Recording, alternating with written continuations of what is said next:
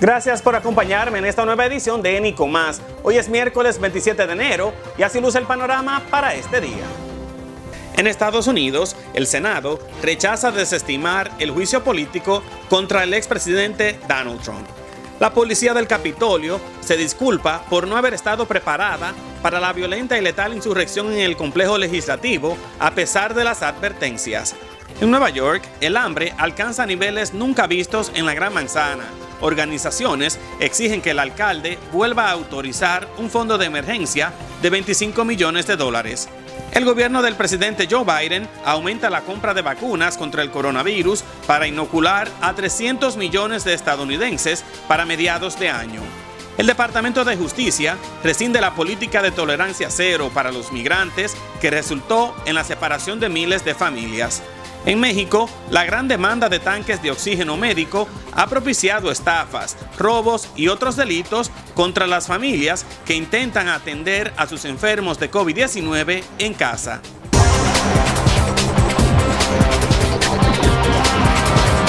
En Estados Unidos, el Senado rechazó el intento de los republicanos de desestimar el segundo juicio político contra el expresidente Donald Trump, acusado de una violenta insurrección en el Capitolio, lo que permite que el caso siga adelante, pero que también presagia que podría no haber suficientes votos para condenarlo.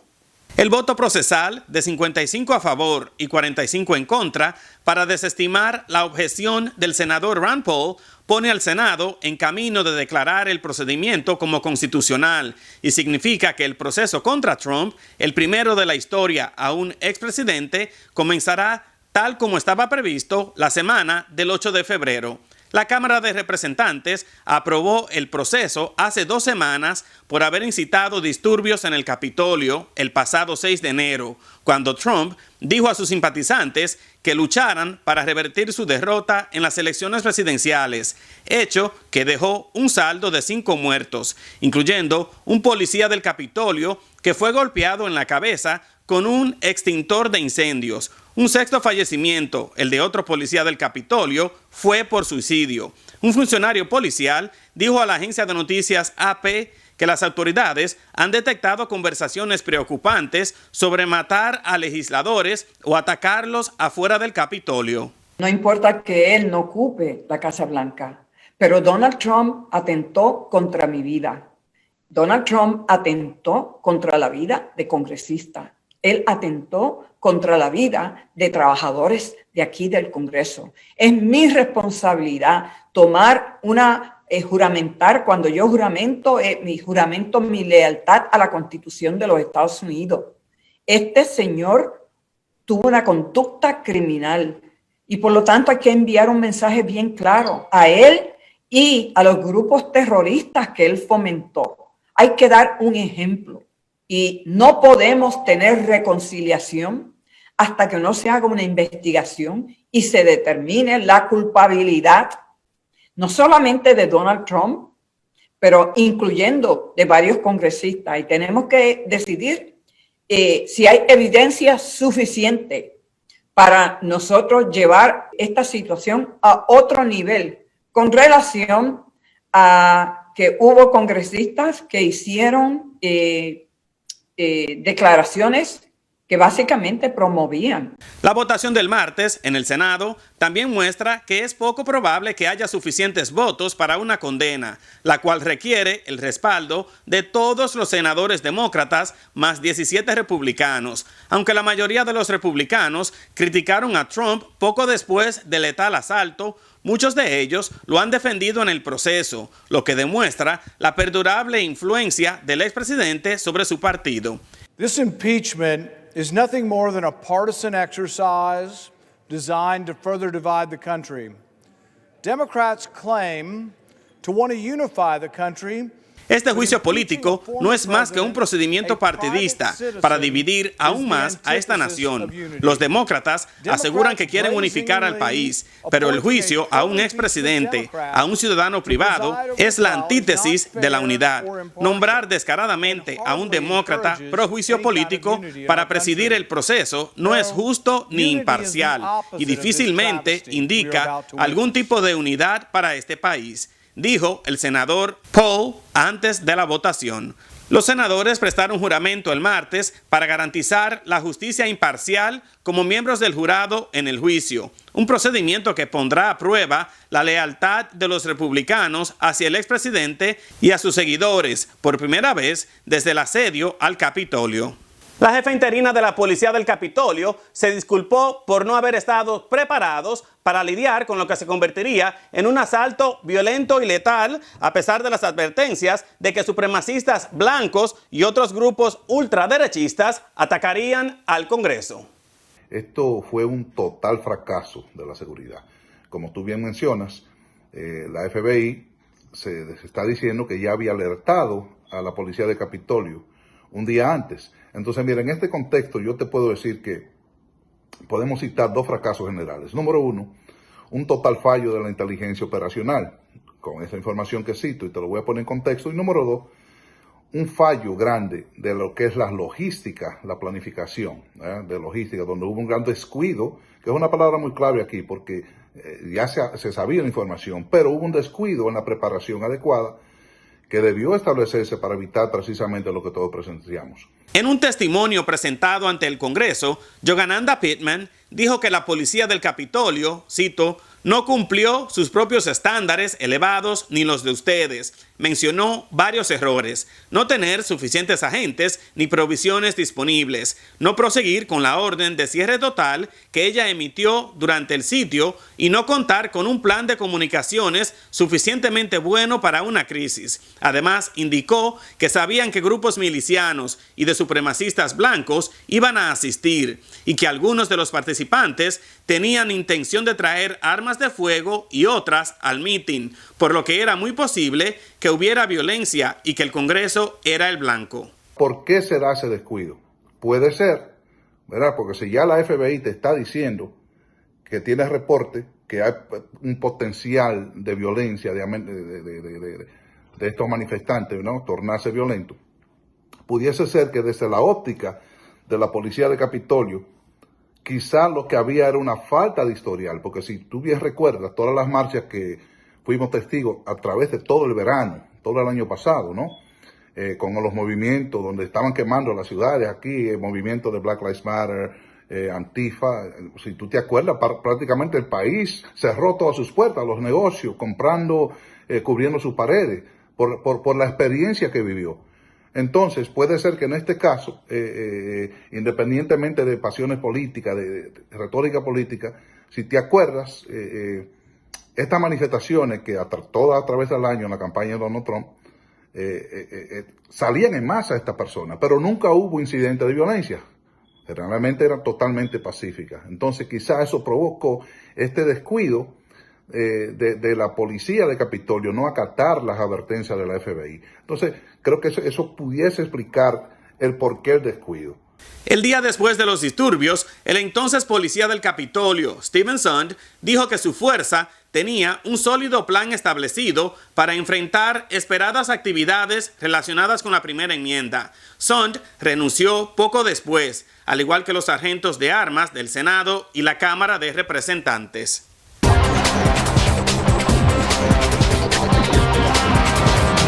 El gobierno del presidente Joe Biden tiene previsto comprar más vacunas contra el COVID-19 para inocular a unos 300 millones de estadounidenses para mediados de este año.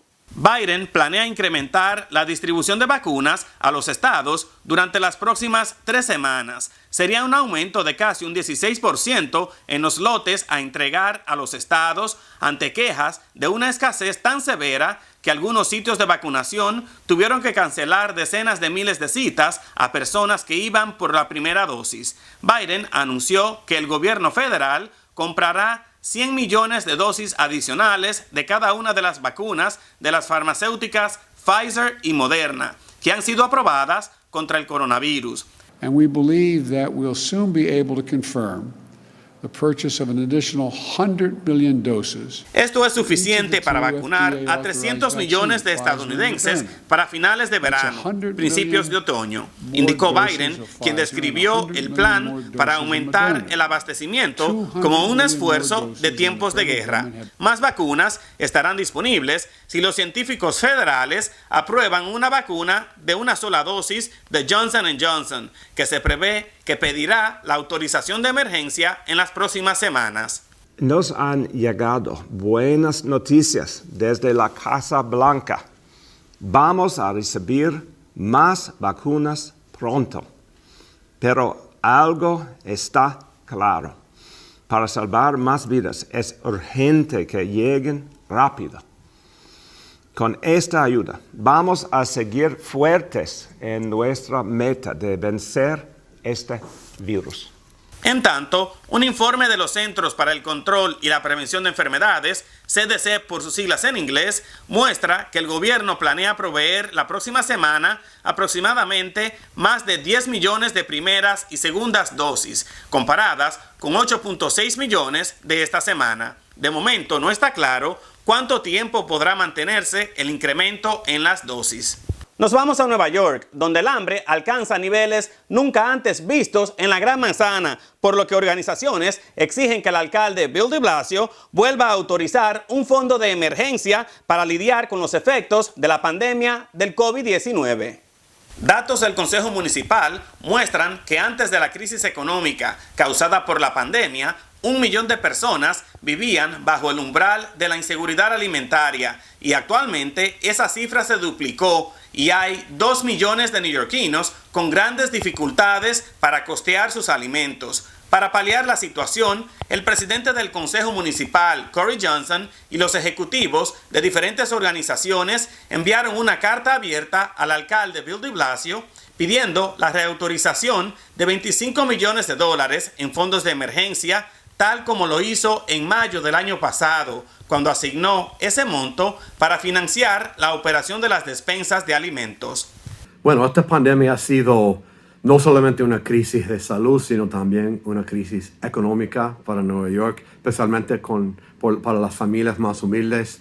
El nivel de pobreza es más alto que nunca en Nueva York y se ve por la demanda de alimentos. O sea, en todos los comedores de la ciudad, las despensas, la demanda es más que nunca, las filas son más largas que nunca, son familias de todo vecindario de esta ciudad que están sufriendo ahora porque han perdido su trabajo y a veces no tienen cómo conseguir comida. Así que estamos pidiendo del alcalde del municipio que pongan más fondos en el presupuesto para alimentos, para los menos afortunados, para los que están sufriendo ahora. Esto es emergencia. Hay hambre en Nueva York. No debería de ser así. Y necesitamos una inversión de fondos para proveer lo que necesitan todas las familias, por muy humildes que sean. Según datos de la Administración de Recursos Humanos, la demanda en despensas y otras iniciativas de alimentos gratuitos, como el Programa de Asistencia para Alimentación Suplementaria, SNAP, por sus siglas en inglés, se incrementó en más del 55%, mientras que la administración de Blasio aprobó la inversión de $170 millones para combatir el hambre durante la pandemia. El Departamento de Justicia anuló una orden emitida por la administración Trump que estableció la política de tolerancia cero para los inmigrantes que cruzaron la frontera sur de forma ilegal, lo que resultó en la separación de miles de familias.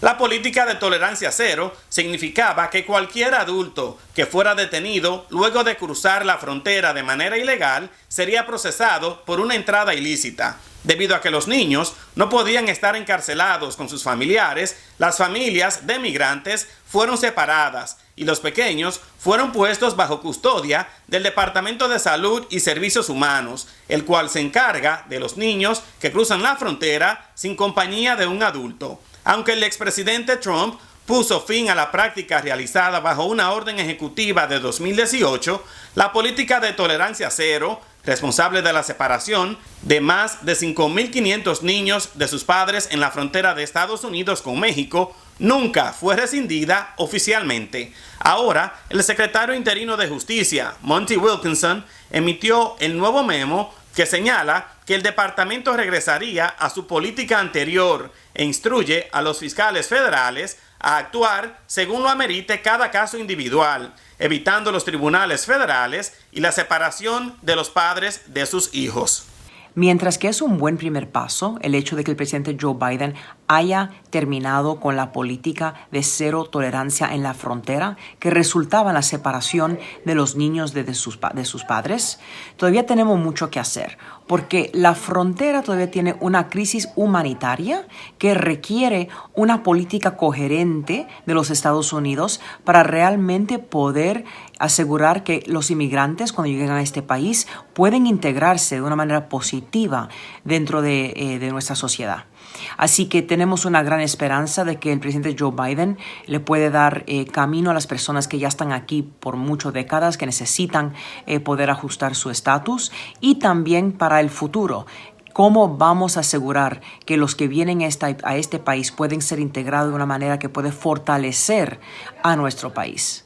En tanto, un reporte del Inspector General del Departamento de Justicia, publicado hace unas semanas, encontró que la política provocó un déficit de financiación de $227 millones. Los niños sufrieron daños emocionales duraderos a causa de las separaciones y la política fue calificada como inhumana por líderes internacionales. Una comisión designada por un tribunal sigue sin localizar a los padres de 628 menores que fueron separados. Se cree que los padres de 333 niños están en Estados Unidos y los de otros 295 estarían fuera de territorio estadounidense.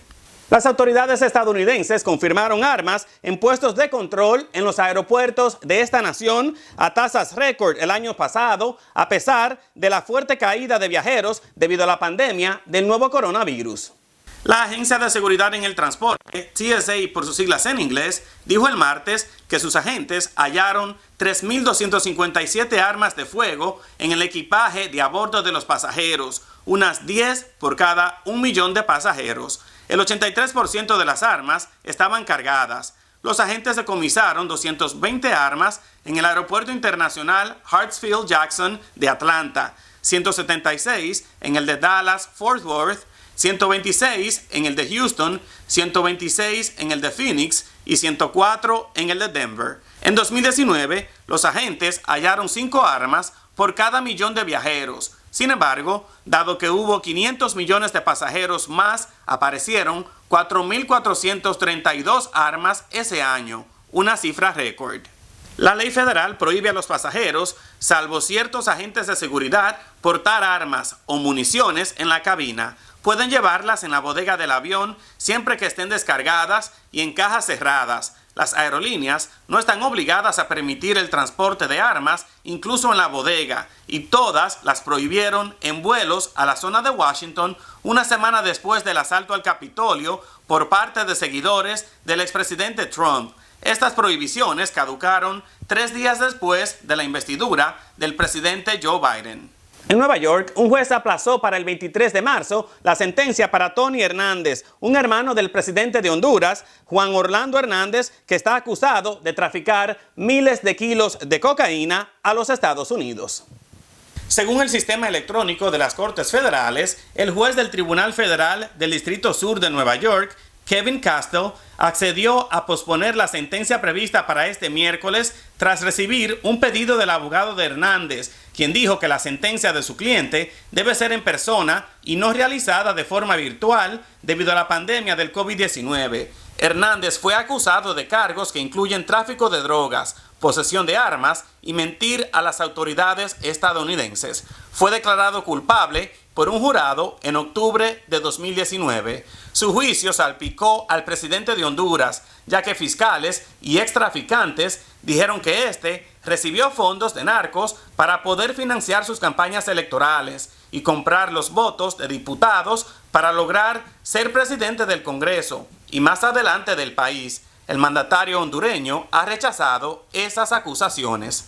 A nosotros no nos crearon así. Nos crearon para poder respetar a los demás, pero también no puedo desconocer que es un golpe fuerte para la familia. En México, la gran demanda de tanques de oxígeno médico ha propiciado estafas, robos y otros delitos contra las familias que intentan atender a los enfermos con COVID-19 en sus casas. Como los hospitales en algunas partes del país tienen una ocupación de casi 90%, las familias se están viendo obligadas a atender a sus enfermos en casa. Sin embargo, los tanques de oxígeno que necesitan han sido objeto de robos, secuestros y fraudes. El titular de la Procuraduría Federal del Consumidor, Ricardo Sheffield, informó que se han advertido centenares de anuncios en los que se ofrece para su uso médico cilindros de oxígeno industrial de los utilizados para corte y soldadura con soplete, que no sirven para respirar con ellos. En otros casos, los timadores han anunciado tanques o concentradores de oxígeno a precios excesivos o aceptaron depósitos y después desaparecieron. Según Sheffield, las autoridades han obligado la eliminación de 700 páginas en Facebook y 100 anuncios en Internet después de determinar que implicaban ofertas fraudulentas o abusivas de equipos de oxígeno. En México también se han registrado varios robos armados de cilindros de oxígeno en las últimas semanas, así como el secuestro de vehículos repartidores de tanques. Sheffield dijo que el gobierno había alcanzado un acuerdo con las compañías productoras de oxígeno para que purifiquen y certifiquen su producto. También señaló que los estados del norte podrían comenzar a importar oxígeno desde Estados Unidos. Nos vamos a Rusia, donde el Parlamento decidió ampliar el último pacto que queda de control de armas nucleares antes de su fecha de expiración el próximo 5 de febrero. Las dos cámaras votaron por unanimidad a favor de ampliar el tratado Nuevo START con Estados Unidos durante 5 años. La votación se celebró al día siguiente de una llamada telefónica entre el presidente Joe Biden y su homólogo ruso Vladimir Putin, en la que expresaron su satisfacción con el intercambio de notas diplomáticas sobre la extensión del pacto. Ambos acordaron completar los procedimientos necesarios en los próximos días. La extensión del pacto no requiere aprobación del Congreso de Estados Unidos, pero los legisladores rusos deben ratificarlo y Putin tendrá que promulgarlo. El viceministro de Exteriores de Rusia indicó que la extensión se validará con el intercambio de notas diplomáticas una vez que se hayan completado todos los procedimientos. El tratado, firmado en 2010, limita a cada país a no más de 1.550 cabezas nucleares desplegadas y 700 misiles y bombarderos desplegados y contempla amplias inspecciones para verificar su cumplimiento. De esa manera terminamos esta edición de ENI con Más, agradeciéndoles su tiempo y su confianza, invitándolos a que me sigan en todas las redes sociales. No se olviden de inscribirse a este canal en YouTube, de darle like a este video y de compartirlo. Deseándoles a todos muy buenas noches. Más noticias, el jueves los espera ENI con Más. Hasta la próxima.